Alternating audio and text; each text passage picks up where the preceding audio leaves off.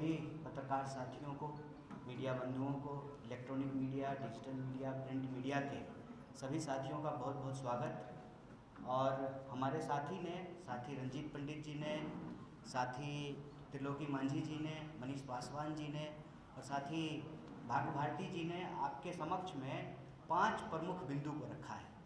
पहला बिंदु ये है कि कांग्रेस पार्टी आगामी 15 तारीख से पूरे बिहार में न्याय संवाद की श्रृंखला शुरू करनी जा रही है। और यह जो न्याय संवाद की श्रृंखला है, इसमें हमारा सबसे पहला विषय जो है वो शिक्षा का सवाल है। इसी तरह से नौकरी का सवाल, भागीदारी का सवाल और समाज के जो अलग अलग सेक्शन के लोग हैं उनके बीच में कांग्रेस पार्टी जाएगी, उनके साथ संवाद करेगी, उनके दुख तकलीफ़ को सुनेगी और उसी के आधार पर हम न्याय पत्र तैयार करेंगे। और उस न्याय पत्र के आधार पर आने वाले दिनों में चाहे चुनाव हो, हमारी सरकार बने या किसी और की भी सरकार बने, उन न्याय को लागू करने के लिए कांग्रेस पार्टी प्रतिबद्ध है। इसी सोच के साथ, इसी संकल्प के साथ आगामी 15 तारीख को नेता प्रतिपक्ष श्री राहुल गांधी जी बिहार आ रहे हैं। दरभंगा में वो छात्रों से संवाद करेंगे और जब वो दरभंगा में छात्रों से संवाद कर रहे होंगे, ठीक उसी वक्त बिहार के अलग अलग जगहों पर 60 से ज़्यादा जगहों पर कांग्रेस पार्टी के देश स्तर के नेता बिहार आ रहे हैं, जिसमें हम विभिन्न हॉस्टलों में जाएंगे।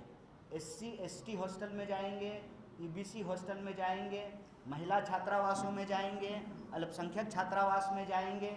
साथ ही साथ जहां पर हॉस्टल नहीं है वहां पर टाउन हॉल के अंदर विद्यार्थियों को इकट्ठा करके बिहार के अंदर जो शिक्षा की हालत है उस पर चर्चा करेंगे, संवाद करेंगे। और उसी कड़ी में यह प्रेस वार्ता की गई है और इस प्रेस वार्ता के माध्यम से 5 प्रमुख विषय को हमारे ये मौजूद साथियों ने उठाया है।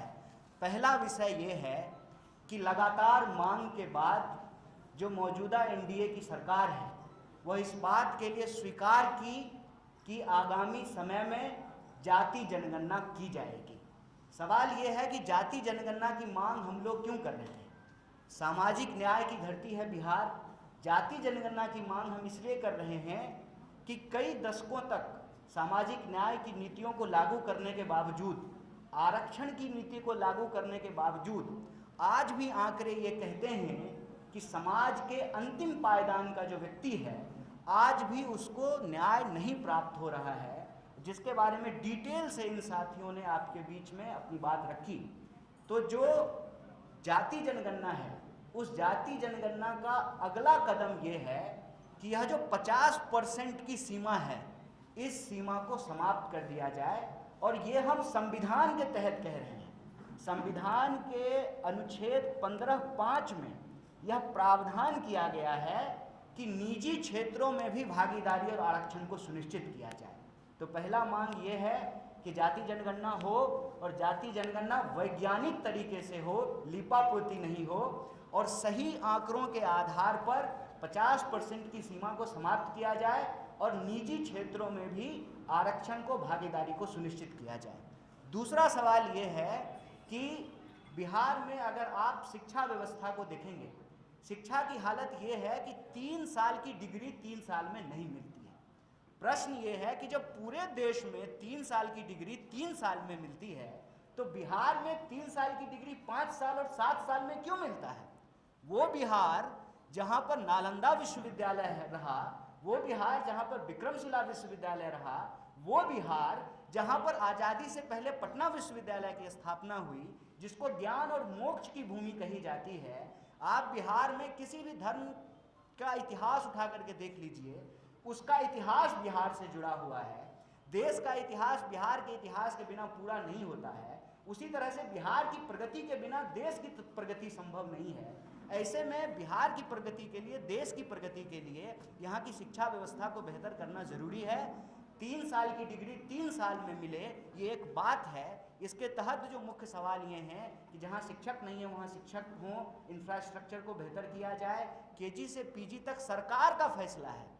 कि SC, ST, OBC, पिछड़ा, अति पिछड़ा और सभी वर्ग की महिलाओं के लिए KG से PG तक फ्री एजुकेशन है, तो ये अलग अलग कॉलेज में अलग अलग फीस कैसे लिया जा रहा है, अलग अलग यूनिवर्सिटी में अलग अलग फीस कैसे लिया जा रहा है, अलग अलग कोर्स के नाम पे अलग अलग फीस कैसे लिया जा रहा है। आप B.Ed का फीस उठा करके देख लीजिए, आप BBA का फीस उठा करके देख लीजिए, आप मास कॉम का फीस उठा करके देख लीजिए। तो जब सरकार का फैसला है कि सरकारी संस्थानों में KG से PG तक शिक्षा मुफ्त होगी, तो इसको लागू क्यों नहीं किया जा रहा है?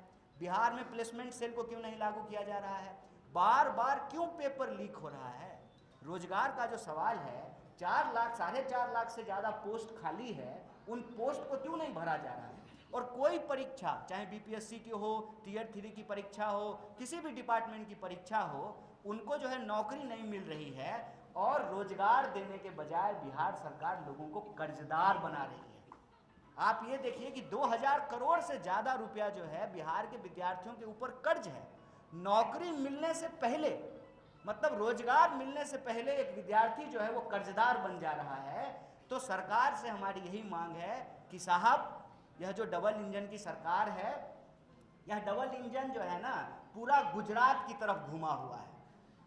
रोजगारों उधरे जा रहा है, नौकरियों उधरे जाएगा, बुलेट ट्रेन भी वहीं बनेगा, सारा डेवलपमेंट वहीं होगा।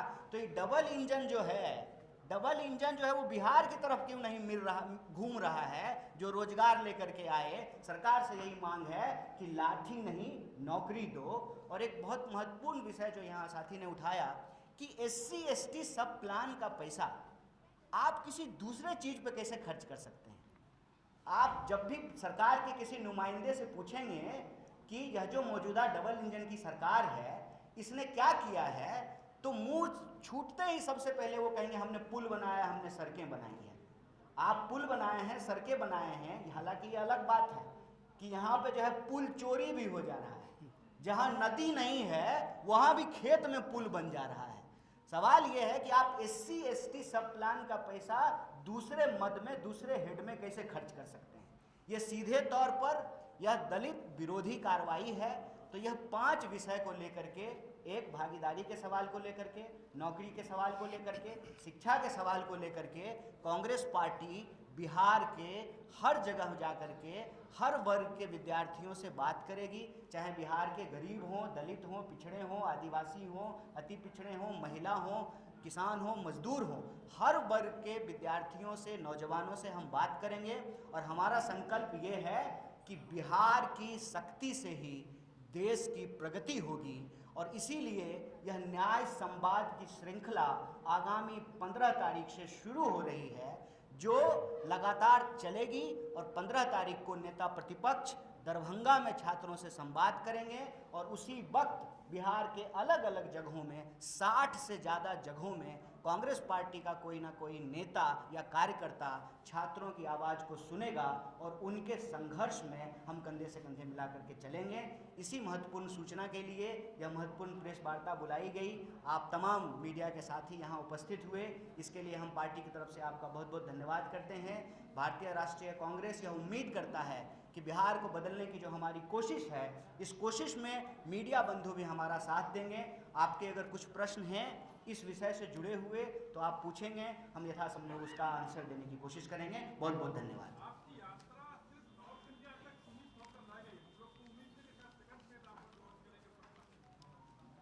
हमारी यात्रा जो पलायन रोको नौकरी दो यात्रा थी, उस वक्त ही हमने कहा था कि हम अलग अलग तरीके से लोगों से जुड़ने का काम करेंगे। वह जो यात्रा शुरू हुई है उसी का अगला पड़ाव ये है कि अब हम पद यात्रा करने की बजाय अलग अलग ज़िलों में, अलग अलग हॉस्टलों में, अलग अलग ब्लॉकों में जाएंगे, और वही शिक्षा, नौकरी और भागीदारी के सवाल पर लोगों से संवाद करेंगे। तो यह जो सतत संघर्ष है उसी का अगला पड़ाव है।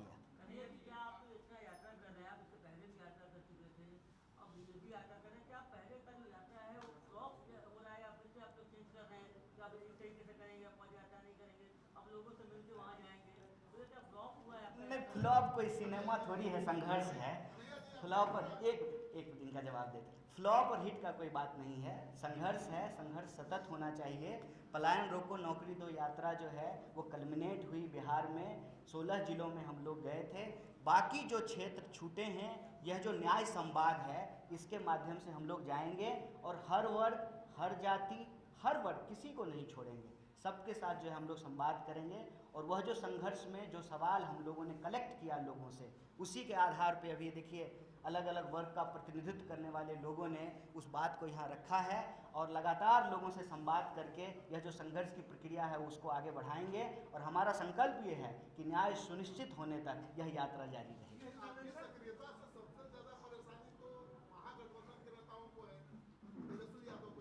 नहीं, किसी को कोई दिक्कत नहीं है, ये हम सबका सामूहिक प्रयास है।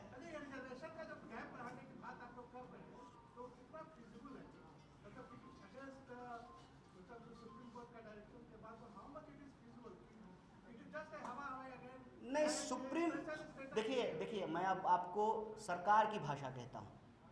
अभी जो मौजूदा एनडीए की सरकार है, उसके कई मंत्रियों ने कहा, ये मैं नहीं बोल रहा हूँ, सरकार कह रही है कि कानून बनाने का काम विधायिका का है। कानून सही तरीके से लागू हो रहा है कि नहीं लागू हो रहा है, उसको देखने का काम न्यायपालिका का है और ग्राउंड पे उसको लागू करने का काम कार्यपालिका का है। तो कानून अगर 50% की सीमा भी जो तय हुई है, वह तो विधायिका से ही तय हुई है। जब आंकड़े आ जाएंगे और आंकड़े यह बता रहे हैं कि जो भागीदारी का सवाल है, वो भागीदारी आज भी समाज के अंतिम व्यक्ति तक नहीं पहुंचा है। मैं आपको एक सिंपल उदाहरण देता हूं कि जो नियम बनाए गए हैं, हम उससे इतर कोई बात नहीं कर रहे हैं। संविधान संशोधन के तहत जब यूपीए की सरकार थी, आर्टिकल 15(5) में आप निकाल करके देख सकते हैं, मैं अभी ले आता संविधान तो यहीं खोल के दिखा देता कि 15(5) में यह साफ साफ लिखा हुआ है, निजी क्षेत्रों में भी आरक्षण का प्रावधान किया गया है। तो जब संविधान कहता है, तब न्यायपालिका उसको कैसे रोक सकती है? बिल्कुल बना सकती है और सरकार बनाएगी। सरकार जैसे जाति जनगणना करने के लिए तैयार हुई है, वैसे ही सरकार को कानून भी बनाना पड़ेगा।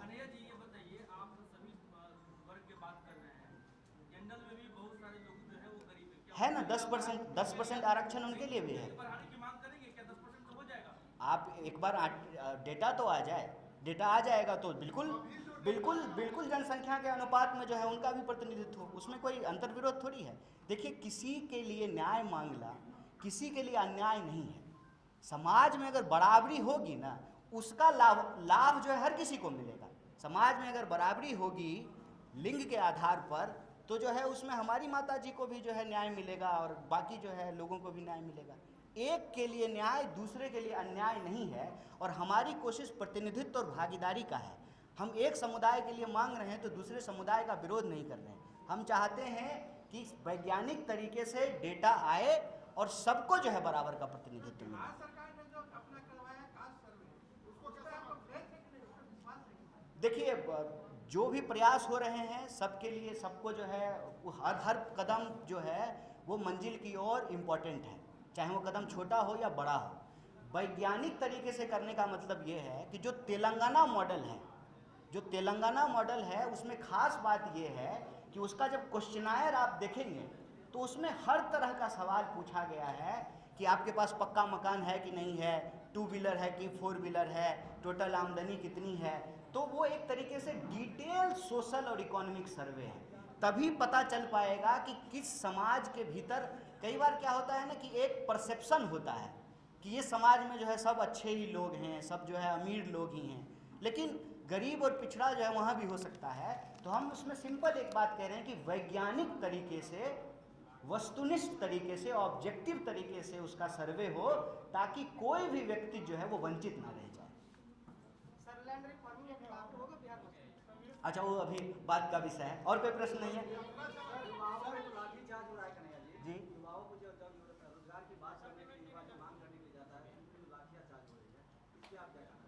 देखिए, मेरा तो यही अपील है बिहार के नौजवानों से कि जिस सरकार को वोट दे करके आप कुर्सी पे बिठाते हैं, वो सरकार कुर्सी पे बैठ करके आपके ऊपर डंडा मारने का आदेश देती है, तो लाठी का बदला वोट से लीजिए। लाठी का चोट जो आपके ऊपर लगा है, उसका बदला आप वोट से लीजिए। इसीलिए यहाँ पे हमने स्पष्ट तरीके से, हमारे साथी ने कहा कि हम रोजगार मांग रहे हैं, हमको कर्जदार मत बनाइए, और हम आपसे नौकरी मांग रहे हैं तो आप हमको लाठी मत दीजिए, लाठी नहीं नौकरी। इसका कोई जो है अभी कल्मिनेशन डेट फिक्स नहीं है। ये संवाद की यात्रा अभी चलेगी। ये न्याय संवाद की श्रृंखला है जिसके तहत अभी हम शिक्षा न्याय संवाद शुरू किए हैं। इसी तरह से अलग अलग विषयों पे जो है यह न्याय संवाद का कार्यक्रम चलता है। सर एक सवाल, शिक्षक भर्ती निकलता है, आधा से ज्यादा सीट खाली रह जाता है, हम लोग सप्लीमेंट्री की मांग करें, क्यों नहीं सुनिए? सुनाना पड़ेगा सरकार को, उसी में यह प्रयास है। आपसे निवेदन है कि आप भी जो है संवाद यात्रा में शामिल होते हैं। बहुत धन्यवाद।